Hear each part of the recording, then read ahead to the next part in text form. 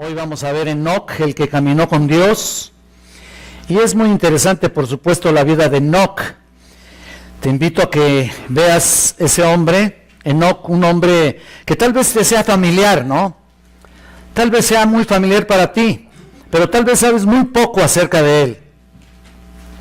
Realmente, mira, así que vamos a tratar de escudriñar de una manera muy práctica y de una forma muy dinámica para saber quién es este personaje. Y bueno, y vamos a buscar también la manera de tener una aplicación práctica para esta iglesia que el Señor ha ganado con su sangre. Y pues vamos a darle lectura a los versículos 5 y 6 de Hebreos 11, si son tan amables de seguirme con su vista, por favor. Hebreos 11, 5 y 6. Dice la palabra de Dios: por la fe Enoc fue traspuesto para no ver muerte, y no fue hallado porque lo traspuso Dios. Y antes que fuese traspuesto, tuvo testimonio de haber agradado a Dios.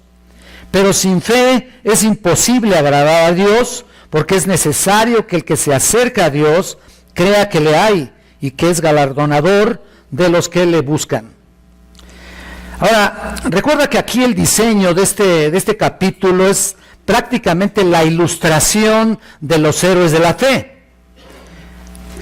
Y tanto por su nombre como por alguna referencia general, y especialmente es para convencer, recuerda que para convencer a los hebreos que estaban ahí en el tiempo original, en el momento original que se estaba predicando o enseñando, judíos, quienes esta carta está dirigida.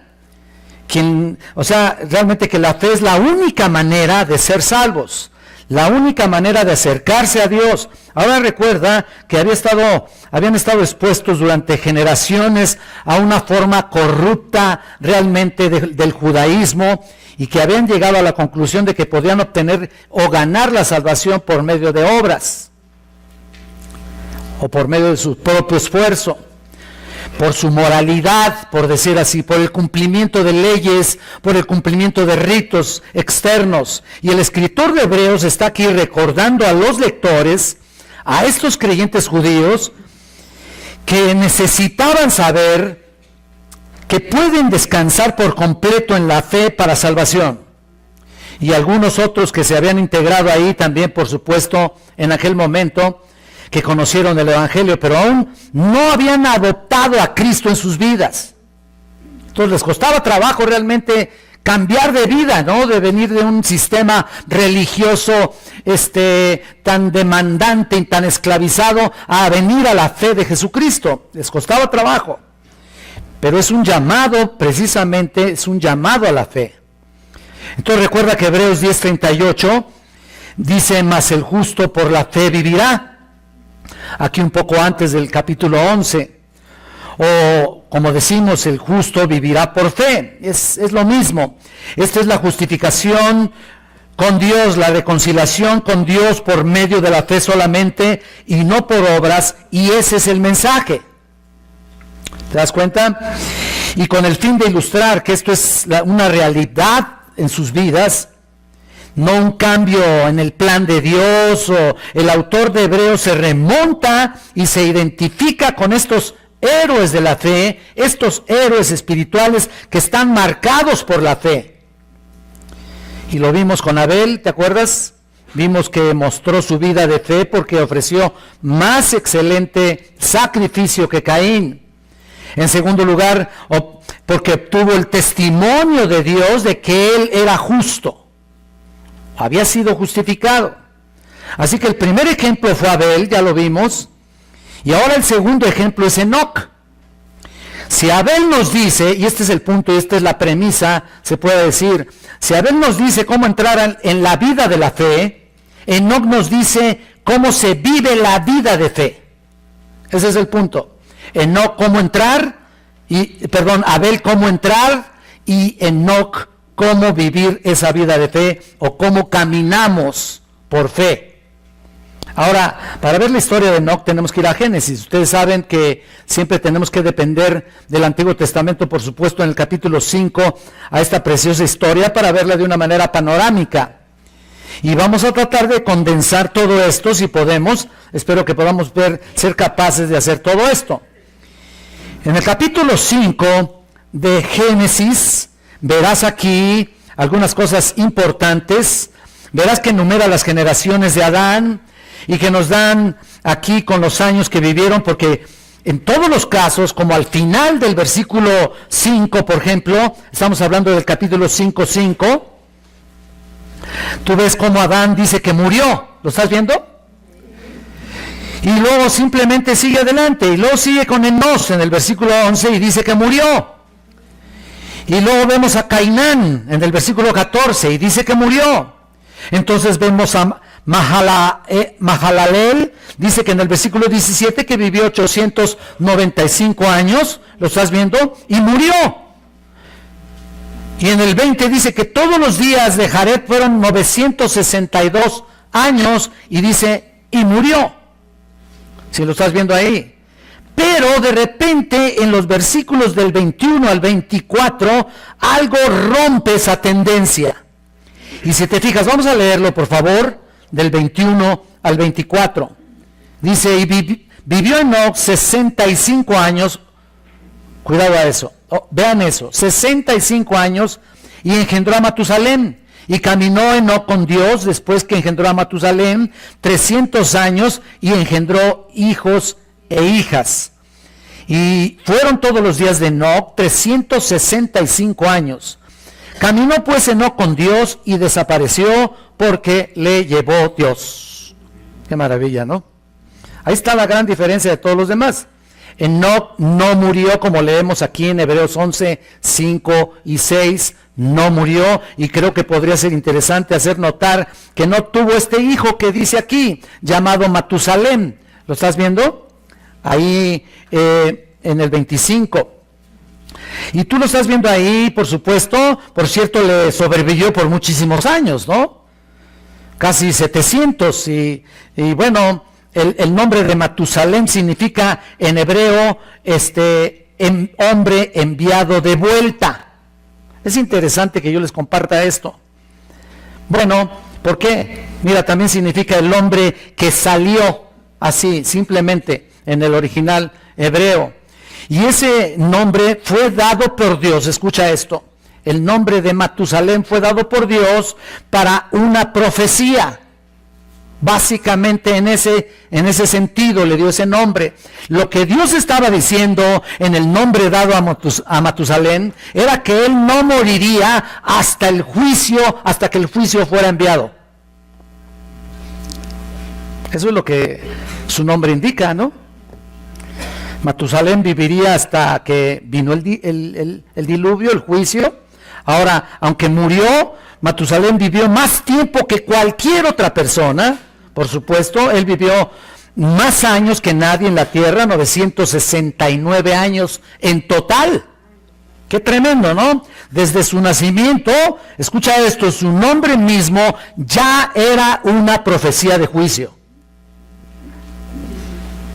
Se les advirtió a los malvados del juicio venidero todo ese tiempo, ¿te imaginas? Y fueron también advertidos por Enoc del juicio venidero, y Judas también se refiere a eso. Vamos a verlo más adelante. Pero es interesante el nombre de Matusalén. Tiene una profecía de juicio, el juicio que vendría, pero tú puedes ver la gracia de Dios en el hecho de que Matusalén haya vivido tanto tiempo más que nadie, ¿no? Y su advertencia se extendió incluso por todos los 969 años que vivió. ¿Y cuál fue su juicio? Bueno, en el año en que Matusalén murió, llegó el diluvio. Empezó a caer el diluvio. Y Dios le permitió vivir más tiempo con el fin de que el mensaje de advertencia fuera realmente extenso. Su mensaje de advertencia realmente tuviera su cumplimiento, y eso es algo curioso, ¿no? Por parte de Dios, en el hecho de que cuando murió, ¡pum!, llegó el diluvio. Qué tremendo, ¿no? Ahora, si vemos algunos años antes, vemos a su padre, Enoc, acá, como dice que solo vivió 365 años, y que se identifica como haber caminado con Dios. Y lo dice en el versículo 22 y 24. Enoc caminó con Dios y caminó con Dios durante 300 años de su vida. 300 años de su vida. Un hombre de Dios, o sea, los 65 años es que realmente es básicamente cuando conoció a Dios prácticamente, ¿no? Y caminó con Dios durante 300 años de su vida. Un hombre de Dios de 300 años. Y uno se pregunta, oye, ¿cuál sería realmente el testimonio que mantuvo en la tierra durante 300 años? ¿Cuál sería el testimonio de este hombre? Bueno, estaba sobreviviendo a la corrupción de la sociedad de entonces, 300 años sobreviviendo a la sociedad corrupta y perversa de aquel entonces. Tremendo, ¿no? Con una vida piadosa, con una vida recta, y al final de los 300 años, aun cuando caminaba fielmente con Dios, a tal grado que literalmente Él se lo llevó al cielo. Se lo llevó a casa. Se saltó prácticamente la muerte, ¿no? ¡Qué tremendo! Y ya sabes, alguien podría decir, bueno, pero espérate, yo creo que Enoc no vivió en un mundo tan corrupto como el que vivimos. ¿Eso crees? Mira, Enoc vivió en un mundo tan corrupto que Dios tuvo que ahogar la humanidad. Y dice que antes del diluvio, en Génesis 6, 5 y 6, si tú lo ves ahí, tú ves ahí que todo designio de los pensamientos del corazón de ellos era de continuo solamente el mal. ¿Lo estás viendo? Y se arrepintió Jehová de haber hecho al hombre en la tierra. Ahí está. Porque si pensamos un poco, nos daremos cuenta que no pasó mucho tiempo después de la caída para ver todos los demás pecados inimaginables. Hablando de la caída de Adán y Eva, no pasó mucho tiempo para ver todos los pecados inimaginables que asolaron el planeta entero. Y estamos casi a 1000 años de la historia, ¿no? 1000 años solamente de la historia. Dios ahogó todo el mundo, así que si un hombre vivió durante 300 años y caminó con Dios, eso es increíble. Porque si a nosotros nos resulta difícil ser fiel al Señor tan solo por unos pocos años, imagínate 300 años. Así que la historia de Enoc es una especie de lección espiritual que tengamos muy en cuenta en nuestras vidas, una lección espiritual antidiluviana que caminaba con Dios. Dios era su compañero. No era una deidad distante ahí, no, era su compañero. Caminaba con Dios, como lo fueron al principio Adán y Eva, ¿no es cierto? Antes de la caída, por supuesto. Antes de la caída caminaba con Dios. Y bueno, y hablaban con Dios, tenían esa intercomunicación, esa comunión, tenían una comunión íntegra, íntima. Luego llegó el pecado y fueron expulsados del Edén, como ya conocemos la historia. Pero ahí está. Y ahora de repente nos encontramos como una comunión restaurada aquí con Enoc. Una comunión restaurada para caminar nuevamente con Dios. De hecho, en la Septuaginta, que es la traducción del hebreo al griego, traducido por 70 eruditos, también se traduce que Enoc caminó con Dios por haber agradado a Dios. Ahora, ¿cómo se manifiesta realmente la fe? Vamos a ver aquí 3 ejemplos de la fe de Enoc, muy importantes. 3 ejemplos de la fe de Enoc por los cuales lo traspuso Dios, o se lo llevó Dios, o lo arrebató, como ustedes lo quieran ver. Número 1, por su testimonio. Número 2, al acercarse a Dios. Y número 3, ser galardonador de los que le buscan. Vamos a ver el primero. Por su testimonio de haber agradado a Dios. Y esto lo podemos ver si regresamos nuevamente a Hebreos, para que te des cuenta que de ahí vamos a tomar nuestro bosquejo prácticamente. En el capítulo 11, versículo 5, leemos al final que dice que dio testimonio de haber agradado a Dios. ¿Lo estás viendo? Así que decir que él caminó con Dios es lo mismo que decir que agradó a Dios. Dios estaba muy complacido con él. Eso es lo maravilloso, muy complacido con él. Debe haber sido un hombre que reconoció su pecado, obvio. ¿De qué otra manera puede Dios estar complacido con un pecador como lo era él, no? Entonces debe haber reconocido su pecado como Abel, debe haber sido un hombre que reconoció la necesidad del sacrificio como Abel, debe haber sido un hombre que ofreció un sacrificio apropiado como Abel, debe haber sido un hombre que confió en Dios en el sentido más verdadero y más puro para salvación y el perdón de sus pecados, ¿no? De otra manera, ¿cómo caminaría Dios con él? Y este es el punto. Y si ves otra vez Génesis, verás que en Génesis 5:22 dice que caminó pues Enoc con Dios. Y también si ves en el 6:9, también acá, si ves en el 6:9 también verás que con Dios caminó Noé. Y al final de Génesis 48:15, con Abraham se utiliza el término anduvieron.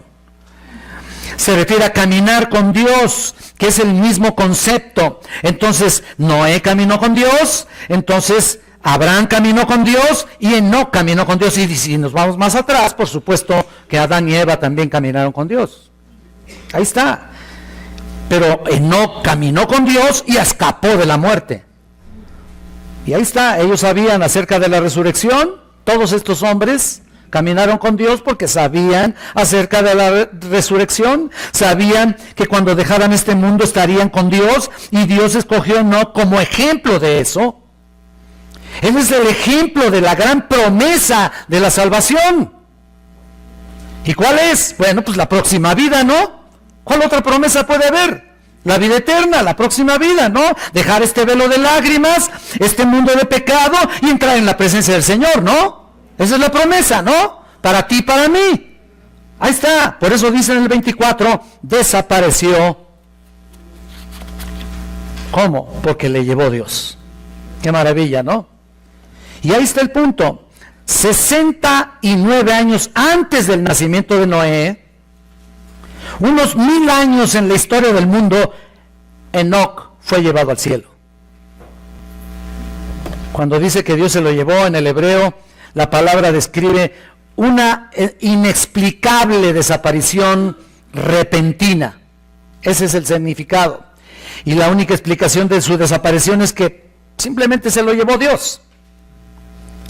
Él es también un modelo de fe que caminó con Dios y fue recompensado con eso, con la vida eterna. Entonces, esa es la historia que presenta Génesis. Pero ahora vamos a la tercera, vamos a ver la referencia que está en el texto de Hebreos 11 y ratificar aquí algunas cosas que hemos estado acentuando. Noten, en el versículo 5 dice que no fue hallado. ¿Lo estás viendo? Sí. Dice que no fue hallado. Nadie podía encontrar a Enoc. Posiblemente al decir que no fue hallado, claramente indica que lo estuvieron buscando, ¿no? Imagínate nada más ahí. ¿Te imaginas dónde está Enoc? ¿Dónde está? Vamos a buscarlo. Nadie podía encontrarlo. Los niños que tenía ahí, los hijos, ¿dónde está mi papá? La esposa. Enoc no llegó a la cena, ¿no? ¿Qué pasó con él? ¿Dónde está? Tremendo, ¿no? No fue hallado porque lo traspuso Dios, porque tuvo, y aquí dice claramente en el versículo, que porque tuvo testimonio de haber agradado a Dios, porque caminó por fe. Y este es el punto, en el versículo 6 lo podemos encontrar aquí. Mira lo que dice en el versículo 6, porque sin fe es imposible agradar a Dios, porque es necesario que el que se acerca a Dios crea que le hay y que es galardonador de los que le buscan. Ahí está la primera y dramática, escucha bien esto, la primera y dramática lección de todo el capítulo. La única manera de caminar con Dios, la manera de agradar con Dios es por la fe. Ahí comienza todo. Ahí está todo. Tú no puedes agradar a Dios, no puedes ser reconciliado reconciliado con Dios si no tienes fe. No podrías caminar con Dios, no entrarías a la gloria de la vida eterna al final de tus días, ¿no es cierto? No lo podrías hacer, aparte de la fe. Estos son los requisitos, y esto debe estar muy presente en la mente de todos, porque sin fe es imposible agradar a Dios. Punto. Tus obras no te llevarán al cielo. Tú no puedes confiar en tu religión. Romanos 2 dice que los judíos eran muy religiosos, y te acuerdas que Pablo les dice ahí que una religión externa no sirve para nada. No es judío uno que es externamente, ¿te acuerdas que dice eso? Sino que un judío es en lo interior, dice el apóstol Pablo. Y el testimonio de Pablo, en el testimonio de Pablo lo podemos comprobar. Vayan por favor a Gálatas, capítulo 5,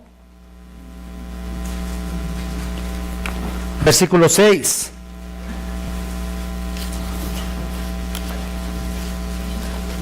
Vean, Gálatas capítulo 5, versículo 6. Dice, porque en Cristo Jesús ni la circuncisión vale algo, ni la incircuncisión, sino la fe que obra por el amor. ¿Lo estás viendo? Y vayan a Romanos 3, por favor. También vayan a Romanos. Romanos capítulo 3, en el versículo 20. Mira lo que dice. Ya que por las obras de la ley ningún ser humano será justificado delante de él, porque por medio de la ley es el conocimiento del pecado. Ahí está, solo por la fe. Eso es lo que estamos viendo. Y quise tomar realmente todos los héroes de la fe para darnos cuenta de las solas que Lutero estaba realmente dando en su tiempo. Lo que hizo Lutero, sintetizó, enseñó o resumió varias solas para que comprendamos ese punto, y así se conoce en la doctrina de la Reforma, en latín. ¿Te acuerdas? Las solas de la Reforma. Esta es la sola fide, que quiere decir fe únicamente. También está la sola escritura, que significa la Biblia solamente, la Biblia únicamente. También está solo Cristos, la sola gratia, de tal manera que llega a decir sola Deo gloria, únicamente a Dios. ¿Sea qué? La gloria, ¿verdad? Ahí está. Pero aquí estamos viendo la sola fide, solamente en esta parte. Que la única razón, la única manera de llegar a Dios es creer. Y sabemos que no quiso como lo hizo Abel, que creyó lo que Dios le había dicho. Abel ofreció la orden que Dios le había dicho para un sacrificio apropiado, y de esa manera expuso su fe y fue modelo de fe. Y Enoc aquí recoge prácticamente ese mensaje, recoge prácticamente esa historia. ¿Y sabes qué? ¿Para qué? Para caminar por fe también. Pero sin dejar de poner su confianza en Dios como su Salvador, por supuesto, su Dios, y por lo tanto Dios se lo llevó por dar testimonio de haber agradado a Dios. ¿No es cierto? Es tremendo. Otro ejemplo de fe de Enoc, en segundo lugar, podemos ver en el versículo 6, regresemos a Hebreos 11, y podemos ver ahora en el versículo 6, al acercarse a Dios y creer que le hay. Vean, básicamente es que se acerca a Dios, crea que le hay, en el versículo 6. Esta frase tan importante que estamos viendo. Esa es la gran declaración y a la vez la más sencilla, pero es profunda. El que se acerca a Dios crea que le hay, que Dios es, en otras palabras, o que existe. ¿Te das cuenta? Que es el verdadero, el existente por sí mismo, Jehová. ¿Qué quiere decir eso? Que el Dios de las Escrituras es el único Dios verdadero y real que existe, porque muchos saben que hay un Dios. Déjame decirte eso. Muchos saben que hay un Dios, pero hasta ahí llegan. Y creer que hay un Dios, claro que es lo correcto, así comenzamos todos, pero ¿sabes qué? Esa no era una fe salvífica. Antes creíamos que había un solo Dios, correcto, pero no era una fe salvífica, porque creíamos que había un Dios, pero no le creíamos a Dios. Esa es la gran diferencia. no le creíamos a Dios. Y si tú dices que sí crees en Él sin ser creyente, mira, yo te digo, ¿tú crees en Dios es uno? ¿Que Dios es uno? Bueno, bien haces, también los demonios creen y tiemblan, ¿no? Santiago 2:19. Así que bien pudiera traducirse nuestro texto: el que se acerca a Dios crea que le hay, que Él es, digamos. Que Él es. Bueno, yo no estoy añadiéndole aquí al texto, por supuesto que no, pero el punto es de que hay que poner énfasis en Él, porque cuando dices el que se acerca a Dios crea que le hay, no es solo decir, bueno, yo sí creo en un Dios, ¿no? Yo sí creo en Dios, soy muy espiritual, ¿no? Pero el texto significa enfáticamente que es el único Dios verdadero, no cualquier otro Dios. Y tampoco creo en Dios por lo que hará por mí.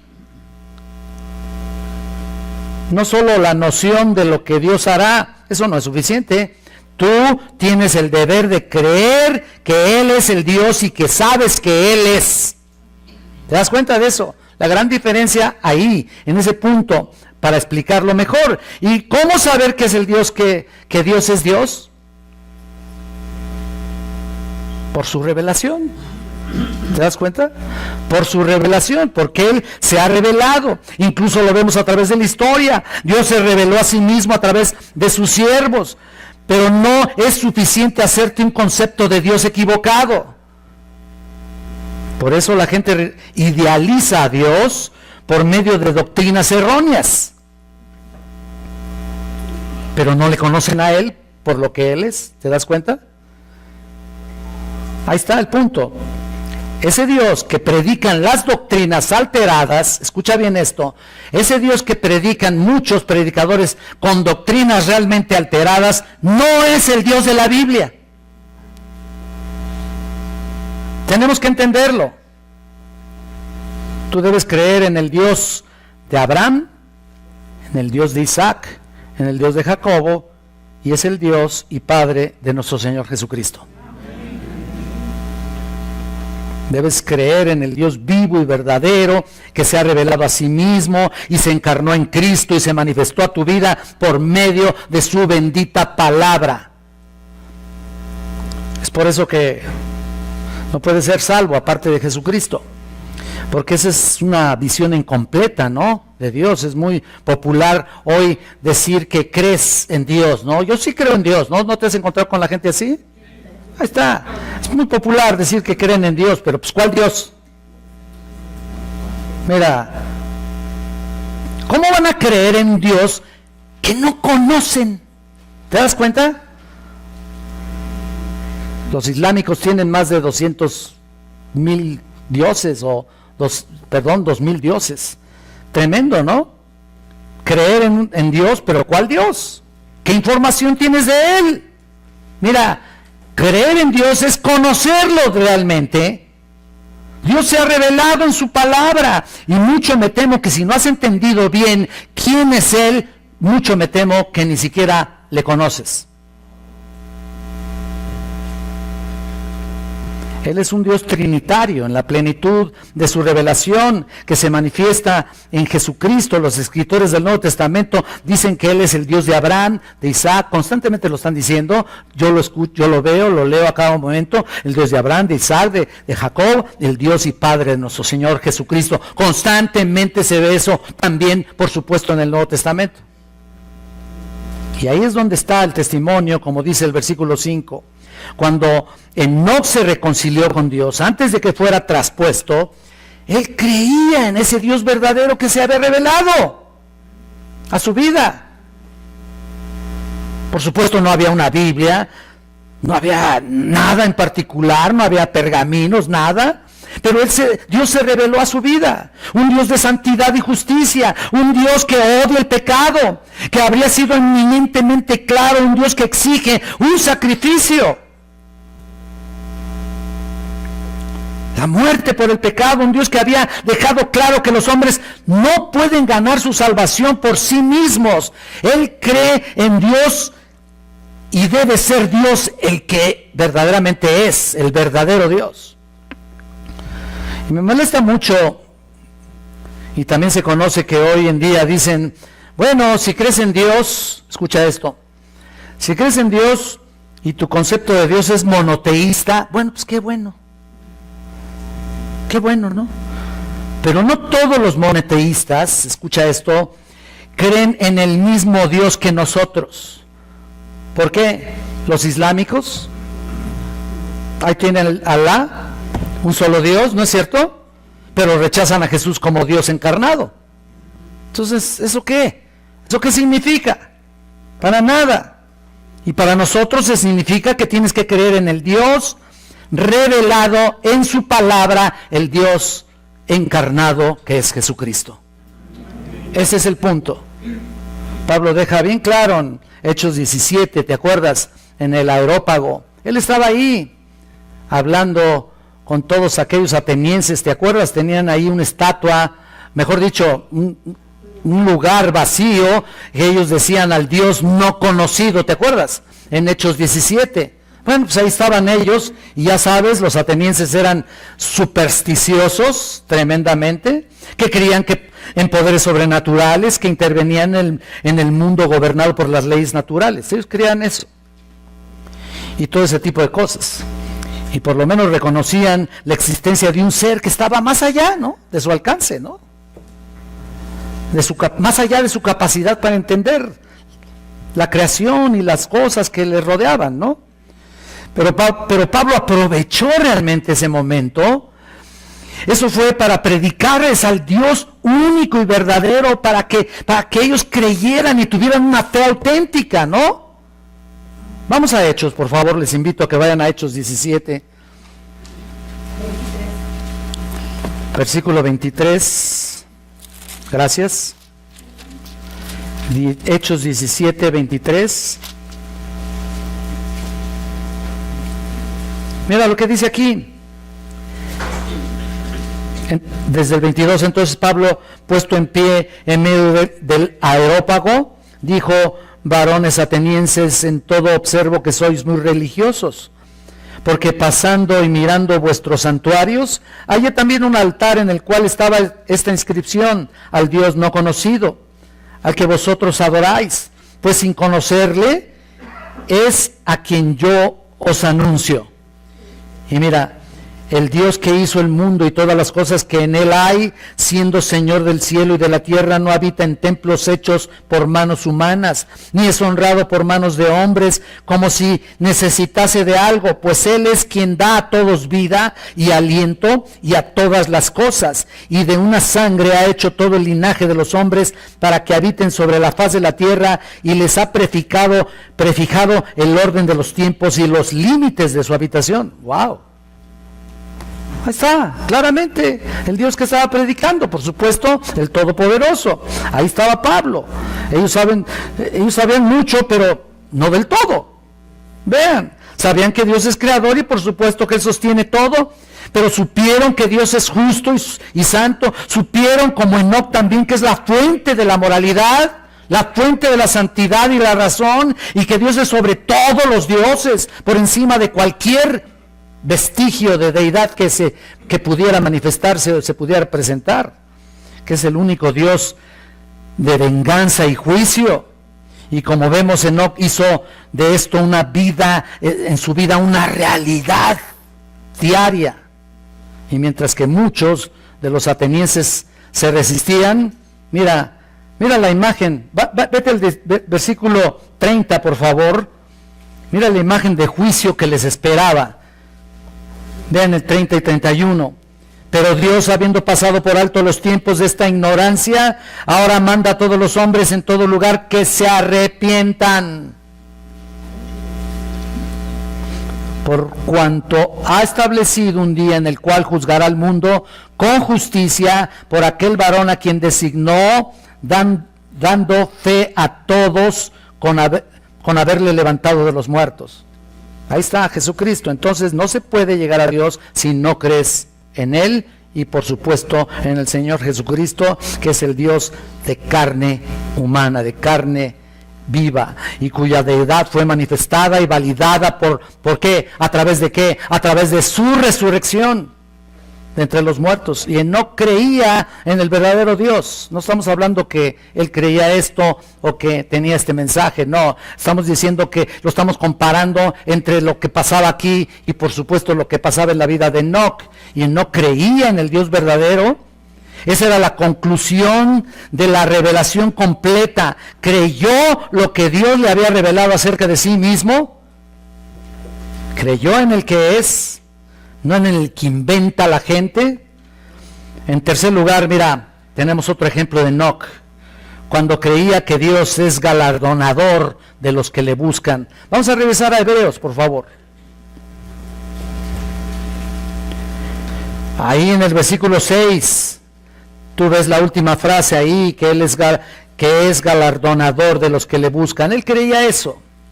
Por supuesto, en el original griego galardonador, quiero que entiendas esta parte muy importante, galardonador es la palabra remunerador. No se refiere al galardón que se dará en el tribunal de Cristo, ahí en 2 Corintios 5:10, no se refiere a eso. Remunerador significa que Él no solo nos da la redención, ahí está remunerando esta parte, ahí está galardonando, dándonos, nos da la redención. Él no solo es nuestro Salvador, sino como Enoc creía que Dios recompensa a los que le siguen. Ahora, ¿de qué manera? Tú has de decir, bueno, si yo estoy pasando por unas pruebas terribles, ¿qué es lo que está pasando conmigo? Esto es una verdad fundamental. Él creía que Dios ama, escucha esto, que Dios perdona con justicia, que nos da su misericordia, que nos da su gracia. Mira, ¿qué más queremos, no? Y nos otorga su cuidado todo el tiempo. Eso es lo que significa ser un remunerador. Enoc lo sabía, él creía en un Dios personal que nos reconcilia con Él. Fíjate lo que es también la parte de ser un galardonador, un remunerador, nos reconcilia con Él, un Dios amoroso que se preocupa por el pecador. No por su pecado realmente, vaya, porque todos son pecadores, pero ese es el punto, que se encarga de justificarlo. Se preocupa por el pecador y se encarga de justificarlo, se encarga de restaurarlo también, por supuesto. ¿Qué más remuneración queremos? ¿Qué más? No era el Dios que decía Einstein, ¿no? Una fuerza cósmica ya impersonal, inconocible. No, él no creía en el Dios que es el Dios como él se reveló, y creía en ese mismo Dios que era el Salvador de sus pecados, que se acerca al penitente para darle la oportunidad, por supuesto, de salvación. Para buscarlo, ¿no? Pero si no crees esto, escucha lo que dijo David a Salomón. Primera de Crónicas 28:9 dice: si tú le buscares, lo hallarás, mas si lo dejares, él te desechará para siempre. Segunda de Crónicas 28:9. Si tú le buscares, lo hallarás, mas si lo dejares, él te desechará para siempre. Y básicamente también lo dice en el Salmo 119:10. ¿Te acuerdas que dice: con todo mi corazón te he buscado? Y Proverbios 8:17, yo amo a los que me aman y me hallan, los que temprano me buscan. ¿Lo estás apuntando? Jeremías 29:13 dice: y me buscaréis y me hallaréis, porque me buscaréis de todo vuestro corazón. Esta es la maravillosa verdad.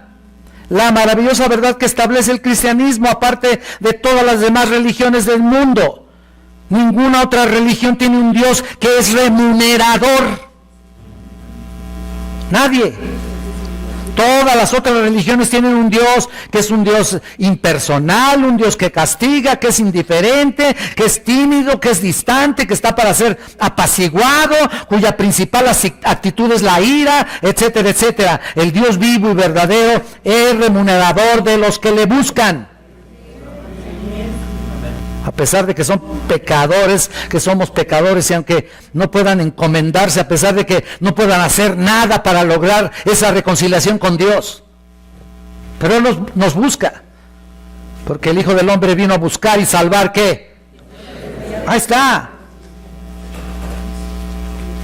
En el Salmo 58:11 dice: ciertamente hay galardón para el justo, obviamente aquel que se acerca. En otras palabras, otorga el perdón al pecador que se arrepiente. Dios es salvador, ahí está el remunerador, ahí está el galardonador. De tal manera amó Dios al mundo que dio a su Hijo unigénito, para que todo aquel que en Él cree no se pierda, mas tenga, ¿qué? Vida eterna. Ahí está el remunerador.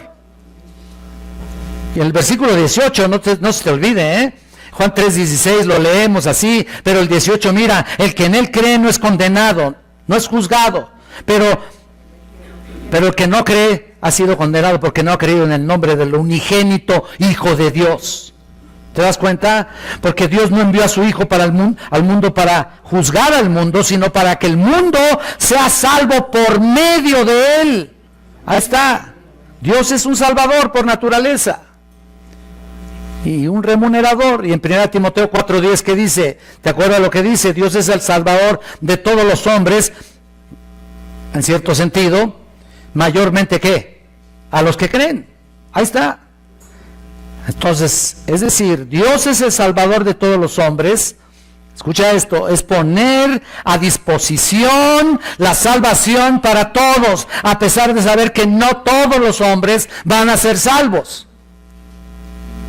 Recuerden, la sangre de Cristo es suficiente para todos, pero es solo efectiva para los que han de creer. Ya, pero déjame decirte algo. Su salvación está en exhibición temporal. ¿A qué me refiero con esto? Al no dar al pecador lo que merece y al darle la gracia que no merece. ¿Te das cuenta de eso? O su misericordia, como lo quieras ver. Por su gracia común, ¿te das cuenta? Él tiene todavía ahí un stand-by, el juicio. Y mira, Él es galardonador de los que le buscan, desde luego los que Dios previamente está llamando, que les concede el privilegio del arrepentimiento. Él es galardonador. Les concede el perdón, les concede un nuevo corazón, Él nos da su Espíritu Santo, Él nos da vida eterna, nos da bendición, misericordia, gracia, alegría, paz, amor y cielo.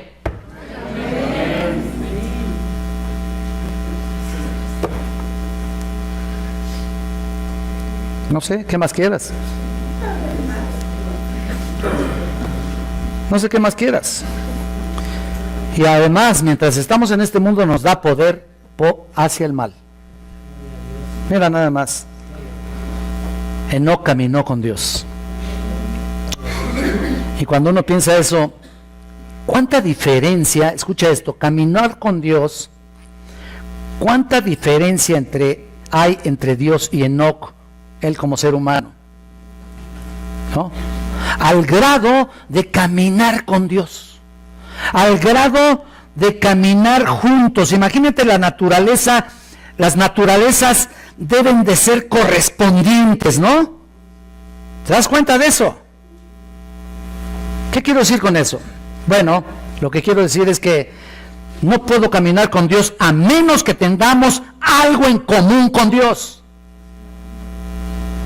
Al menos que tengamos algo de esa maravillosa realidad de la salvación, ¿no? Que no solo nos reconcilia con Dios, sino que en la reconciliación Dios dispone para nosotros su propia naturaleza divina, lo dice en 2 de Pedro 1:4. Y nos convertimos en una nueva naturaleza. Ahí está el cambio. Ahora, en cambio, la luz no tiene comunión con las tinieblas, ¿no? ¿Sí te acuerdas de eso, no?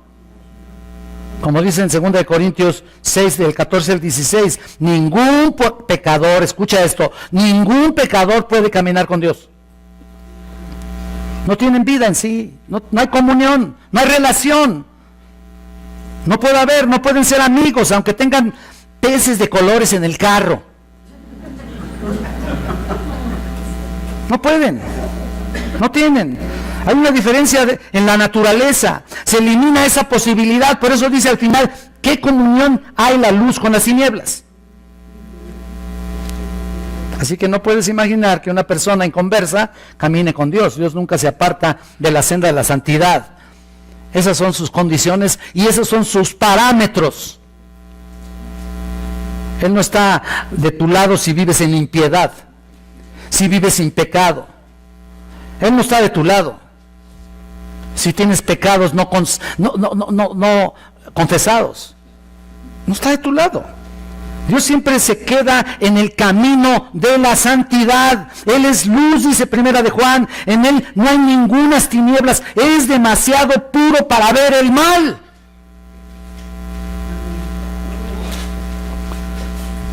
Él nunca se aparta del camino de santidad. Así que si vamos a caminar con Dios, adivinen qué. Tenemos que conseguir andar como Él anduvo. En el camino de santidad. Imagínate, Enoc caminando con Dios durante 300 años. Por eso, mira, vámonos a casa. Dios se lo llevó. El primer arrebatamiento, se puede decir. Ahora, hay algo más que decir acerca de Enoc. Cuando vives en una sociedad corrupta que está en declive, que se dirige hacia un juicio, pues ahí devastador. ¿Te imaginas en el que se ahogaría todo el mundo, a excepción de 8 personas? Tú ya lo sabes, lo vamos a ver la próxima semana, primeramente Dios. Y Enoc está en medio de tanta maldad, siendo una persona piadosa, ahí está en medio de toda esa gente, en medio de tanta apostasía, así como nosotros estamos viviendo en medio de un montón de apostasía, ¿no es cierto? Un montón, así como nosotros. Tantos maestros falsos, falsos pastores, falsas iglesias, etcétera, etcétera. Gracias a Dios que tenemos un informe de lo que sucedía con Enoc. ¿Qué pasaba? Bueno, la epístola de Judas describe una pequeña carta ahí escondida bajo la sombra prácticamente del Apocalipsis. Hay una declaración aquí muy importante de Enoc, porque nos dice que él era, ¿saben qué? Un predicador. Vamos a ver en Judas ahí. Es una buena cosa saberlo, ¿no? Él era el mejor hombre de su edad. Él tenía el servicio de ser un predicador de Dios, y en el versículo 14 de Judas habla de que había estado escribiendo sobre los falsos maestros él. ¿Recuerdan que estudiamos el peligro de la apostasía aquí? Bueno, pues ahí lo mencionamos y tomamos esa pequeña porción para compartírselos esta tarde ya. Y dice en el versículo 14, ¿lo estás viendo? Dice, de estos también profetizó Enoc. ¿Lo estás viendo? Es decir, ¿de qué? De los falsos profetas, porque toda la carta de Judas se refiere y señala específicamente a los apóstatas. Entonces dice que de estos también profetizó Enoc, es decir, de los falsos profetas, y ya estaban allí. Imagínate nomás, a 1000 años después que había pasado la caída, imagínate, ya estaban ahí alrededor en los días de Enoc. Ya estaban encima ahí. Porque recuerden que Satanás tenía el control de todo, ¿no? Por algo vino el diluvio, ¿no? Los falsos maestros estaban por todos lados ya en el tiempo de Enoc.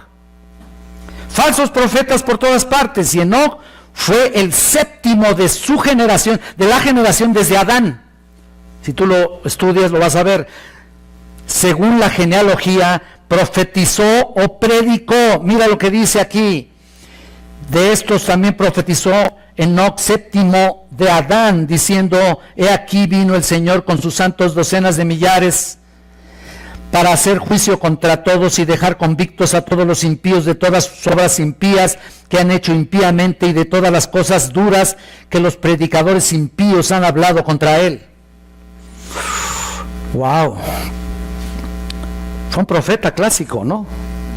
Fue un predicador clásico, ¿no? Hablando contra el pecado directamente, sin escrúpulos de ninguna naturaleza, sin tapujo alguno, ¿no? Mira lo que dice ahí. Quiero decir, es una frase, mira, en una sola frase usa la palabra impíos 4 veces. ¿Lo estás viendo?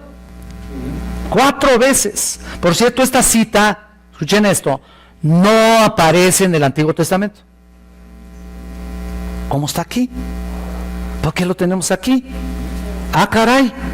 ¿Por qué está aquí? Es algo que no profetizó claramente, pero profetizó esto porque el Espíritu Santo guió a Judas, escuchen esto, guió a Judas para que escribiera una profecía legítima cuando vino Enoc, de la profecía de Enoc. Si no está en el Antiguo Testamento, entonces ¿cómo sabía Judas al respecto? ¿Sabes qué? Bueno, como expliqué en mi clase hace tiempo, también debo decirles que hubo una gran cantidad de tradición oral en su tiempo. Había un montón de tradiciones orales transmitidas por mucho tiempo. Cuando digo tradición, no me refiero a las tradiciones que conocemos, me refiero a los escritos en aquel tiempo por alguien que no fue incluido en el canon bíblico por alguna razón. Y Enoc fue un héroe para los judíos realmente. ¿Sabían esto? Él fue un héroe. Él era un hombre que caminó con Dios, ellos lo sabían, era un hombre que debía haber sido un pináculo de la piedad, de su piedad en sus escritos tradicionales. Pero ¿sabes qué? Algunos eruditos que han estudiado este pasaje en particular, de Judas 14 en particular, creen que fueron tomadas de un libro apócrifo llamado el libro de Enoc. Sin embargo, podemos entender que el Espíritu Santo seleccionó, escucha esto, el Espíritu Santo fue el que hizo posible que ahora tengamos ese versículo aquí, que no está en ningún lado, más que aquí. El Espíritu Santo seleccionó este versículo, esta información, para ponérnosla aquí en nuestro tiempo. Si Judas dice estas palabras que fueron dichas por Enoc antes del diluvio, podemos estar seguros que así fue. Aquí está. Porque toda la escritura es fidedigna, toda escritura es inspirada por Dios, ¿no es cierto? Y es considerada escritura, por supuesto, y Dios sabe que fue puesta con un propósito. Y noten que es increíble que la primera profecía que se haya dado respecto a o por medio de Enoc haya sido la segunda venida de Cristo. No estaba hablando del diluvio, queridos hermanos. Estaba hablando de la segunda venida de Cristo. Aquí está, aquí vino el Señor con sus santas docenas de millares para hacer juicio contra todos. Cuando hubo el diluvio, el Señor no bajó. Entonces se refiere a la segunda venida de Cristo. Dios mismo había profetizado que vendría uno, ¿te acuerdas en Génesis 3:15? Vendría uno que heriría a la serpiente en la cabeza, en Génesis 3:15. Ahí está. Pero la profecía de Enoc es la primera dada por intermedio de un hombre aquí. Es interesante notar que la última profecía, escuchen esto, en Apocalipsis 22:20 también atañe a la segunda venida de Jesucristo en su juicio. Este es un asunto muy serio, importante. Dios quiere que los hombres lo sepan. Noten que la primera profecía dice, vino. ¿Estás viendo ahí? Vino el Señor. Esta palabra está, escuchen, está en tiempo infinitivo de propósito y pasado aoristo. Parece incongruente, pero así es.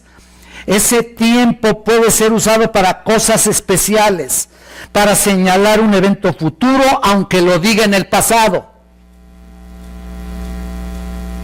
¿Lo entiendes? Bueno, aunque no lo entiendas.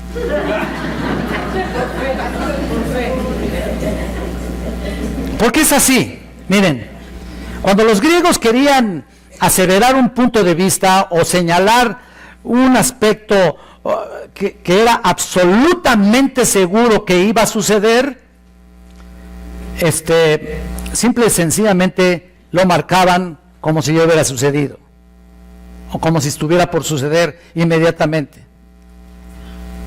Enoc profetizó que Cristo traería con él sus santas y docenas de millares. Y uno se pregunta, ¿serían ángeles esos que están ahí, que venían con él, o el pueblo redimido, o ambas cosas? Vamos a Mateo, por favor. Era importante para mí señalar este punto y agotar todos los elementos. Vayan a Mateo 25, versículo 31.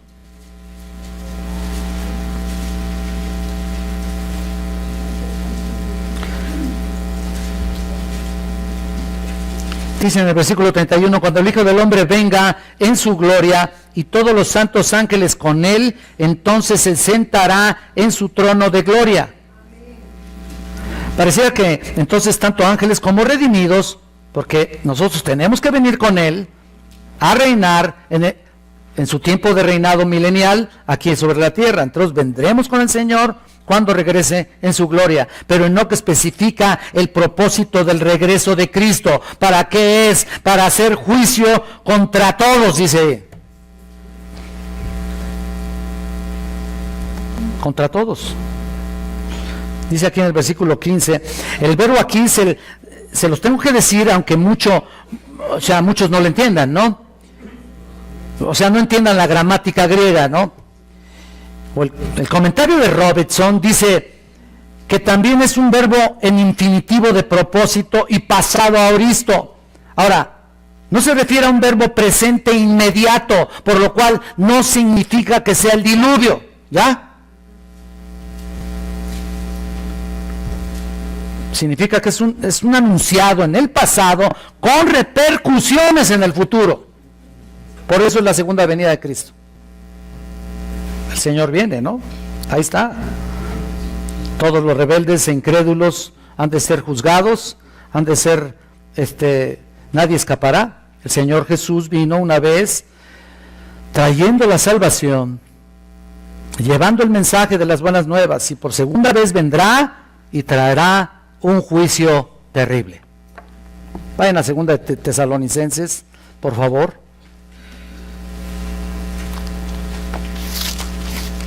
En el capítulo 1, versículo 7.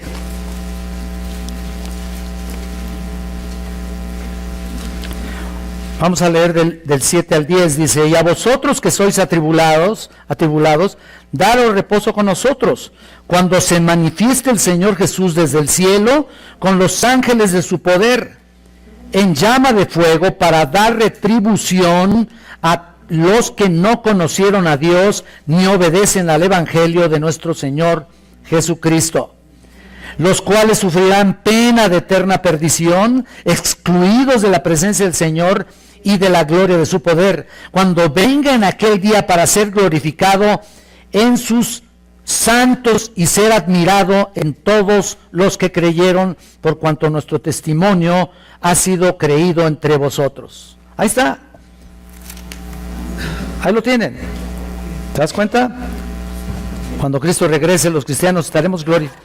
Ya estamos, o sea, ya tenemos una glorificación, prácticamente. Pero todos los demás se enfrentarán con llamas de fuego de juicio. El resultado del juicio de Cristo, de acuerdo a esta profecía, será dejar convictos a todos los impíos. Dice ahí, en Judas. Ellos experimentarán realmente, o sea, frente al Señor, una profunda convicción debido a sus acciones realizadas y a las palabras expuestas en su contra. En otras palabras, estos hombres totalmente depravados manifiestan su maldad en sus actividades, en su lenguaje, en sus acciones que realizan, y desgraciadamente vendrá el veredicto, como dice Mateo 25:41, nomás apúntenlos, se los leo yo. Mateo 25:41, ¿tú te acuerdas? Apartaos de mí, ¿te acuerdas? Malditos al fuego eterno, preparado para el diablo y sus ángeles. O sea, aquí está concentrado el juicio que Dios hará con todos estos pecadores impíos que han hablado contra él. Ahí en el versículo 15 también lo dice de Judas, y ese es el juicio que hará con todos. Él no, o sea, tenemos que mencionarlo, él no puede omitir castigo por pecados. Tu pecado tarde o temprano va a ser castigado, va a ser confrontado. Diferente a este, por supuesto, si has conocido la verdad y te has arrepentido de tus pecados, realmente es distinto. Mira lo que va a hacer con los impíos aquí, esta magnitud, esta determinación tomada para los impíos. No podías pasar por alto ese castigo contra su propia palabra, ¿no? Contra sus propios principios. No podría de ninguna manera alterar las escrituras y decir, bueno, pues les voy a dar una oportunidad más, ¿no? Ya no hay oportunidad. Ahí se acabó la oportunidad. Ahí se acabó el ser galardonador, el ser remunerador. Ahí se acabó ya el mensaje. Ya no habrá mensaje ahí. Y no me estoy refiriendo a que no, todavía no, en la tribulación vendrán muchos a predicar el evangelio, que serán los 144,000 judíos. Ellos van a predicar el evangelio. Pero de todas maneras vendrá el juicio inminente en el momento que termine la tribulación y venga Cristo a establecer su reino milenial. Va a establecer, bueno, desde que empieza prácticamente la tribulación, ahí comienza el juicio para ellos. Entonces no se refiere al diluvio, ni al juicio que estaba llegando en aquel entonces, pero todo era un paralelismo para los impíos del futuro. Sin embargo, para los creyentes de hoy, las cosas serán diferentes. Todos los verdaderos creyentes seremos arrebatados en el aire antes que venga este juicio. Que quede bien claro. Si no te has arrepentido de tus pecados, pues te vas a quedar. Pero si eres creyente, si eres un hijo de Dios, mira, a lo mejor, aunque seas un creyente mediocre, de todas maneras va a venir por ti. Ahora no quiere decir que te quedes así. No quiere decir que digas, bueno, pues para que veas, ya la hice, ¿no? ¿Sabes qué? Por sus frutos los conoceréis, porque a lo mejor ni creyente eres. Escudriña mejor tu corazón, porque a lo mejor la ira de Dios viene sobre ti. Y ya no va a inundar el Señor toda la tierra, porque lo prometió a Noé. Eso lo veremos la próxima semana. Pero obviamente, por supuesto, vendrá un juicio terrible. Ese se le llama el día de la ira de Dios. Y también se le llama el día del Señor, así se le llama en la palabra de Dios. Esas son las frases que señalan el juicio.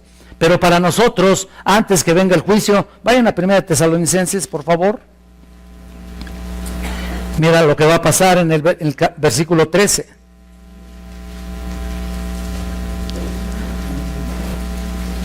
Primera de Tesalonicenses 4:13. Tampoco queremos, hermanos, que ignoréis acerca de los que duermen, para que no os entristezcáis como los otros que no tienen esperanza. Porque si creemos que Jesús murió y resucitó, así también traerá Dios con Jesús a los que durmieron con él, en él. Por lo cual os decimos esto en palabra del Señor, que nosotros que vivimos, que habremos quedado hasta la venida del Señor, no precederemos a los que durmieron. Porque el Señor mismo, con voz de mando, con voz de arcángel, con trompeta de Dios, descenderá del cielo, y los muertos en Cristo resucitarán primero. Luego nosotros, los que vivimos, los que hayamos quedado, seremos arrebatados juntamente con ellos en las nubes para recibir al Señor en el aire, y así estaremos siempre con el Señor. ¿Qué tal? Qué maravilla, ¿no? Él viene y te saca precisamente en el momento que va a efectuar su juicio, cuando comienza precisamente la tribulación. Amén. Y esto es precisamente lo que hizo con Enoc. El Señor se lo llevó justo antes de que llegara el diluvio, que era un juicio inminente. Como Enoc, entonces, ojalá tengamos una congregación, una generación de Enocs, que vamos a estar ahí esperando el arrebatamiento de la iglesia. Mira, como dice en 1 Corintios 15, el arcángel tocará la trompeta de Dios. Y mira, espero que haya muchos millones de Enocs ahí esperando ese arrebatamiento maravilloso en un sentido muy real. Este es un modelo de la promesa del cielo, incluso la promesa de liberación de ese juicio que es paralelamente a la vida de Enoc. Ahí está. Estuvo en medio de la maldad, vio la maldad, advirtió la maldad y fue quitado de la tierra por su fidelidad, por su vida transformada, por su vida de ejemplar. Fue prácticamente un modelo. Ahora, qué tan importante para nosotros es ver principalmente el modelo de lo que significa caminar con Dios. ¿Qué tan importante es? ¿Qué hemos aprendido de Enoc? Mira, somos sus hijos y debemos seguir viviendo en obediencia en todos los parámetros y hacernos la idea de que ese es el punto clave de todo.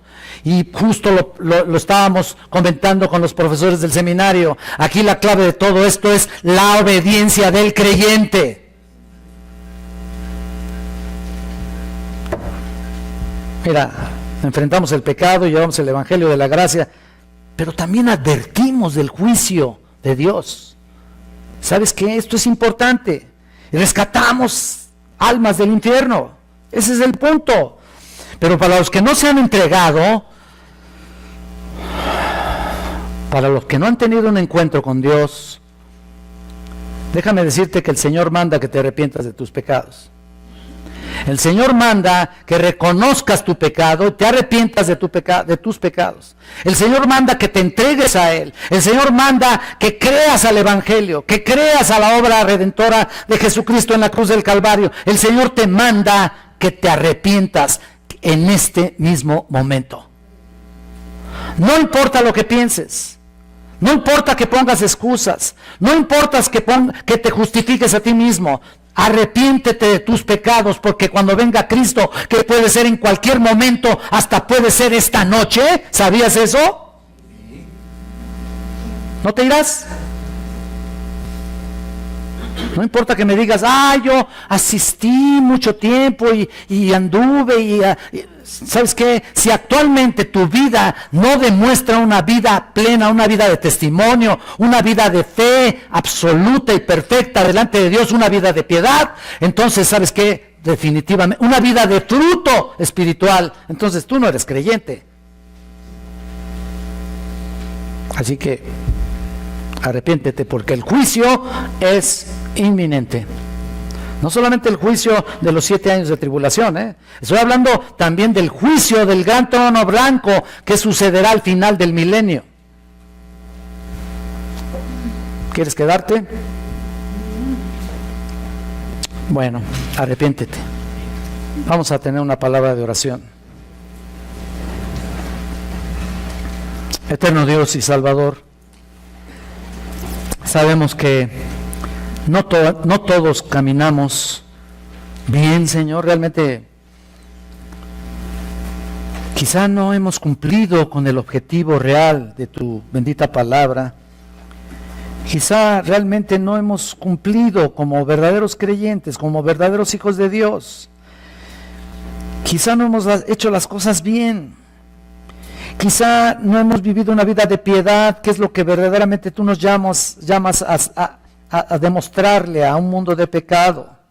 Quizá no lo hemos hecho, quizá, Señor, hemos fallado, porque estamos en esta naturaleza humana que todavía nos incita al pecado y todavía estamos en pecado, todavía el pecado está en nosotros, aquí, dentro de nosotros, Señor, y sin embargo, a pesar de ser redimidos, a pesar de ser galardonadores de tu inminente gloria, de tu maravillosa gracia, a pesar de todo estamos en estas luchas constantes. Yo te pido, Padre eterno, que se confirme la salvación de todos los que estamos aquí presentes, Señor. Y no solamente eso, sino aquellos que crean, que piensen que han sido salvos por mucho tiempo y que se han apartado por un tiempo y que regresan y aparentemente creen que no deben hacer nada. Hoy es el momento que se arrepientan. Hoy es el momento que entreguen su vida a Cristo y jamás se aparten de tu bendita palabra. Señor, te pido que a los que están aquí por primera vez, segunda vez, pero aún no se han entregado a Cristo, que este es el día de salvación. Tu palabra es muy clara, Padre eterno. He venido a buscar y salvar lo que se había perdido. Tú dices en tu palabra, y necesitamos entender que ellos están dentro de ese parámetro. Están perdidos y necesitan una nueva vida, es necesario nacer de nuevo. Así que, Señor, pongo en tus manos la salvación de toda esta tu iglesia que es tuya, Señor. Yo solamente me ocupo en tratar de darles lo mejor de los pastos que pueda yo recibir, bendito Dios. Gracias, Padre, y ahora llévanos con bien a nuestros hogares, porque te lo pedimos en el nombre glorioso de Jesucristo, nuestro Salvador. Amén, Señor.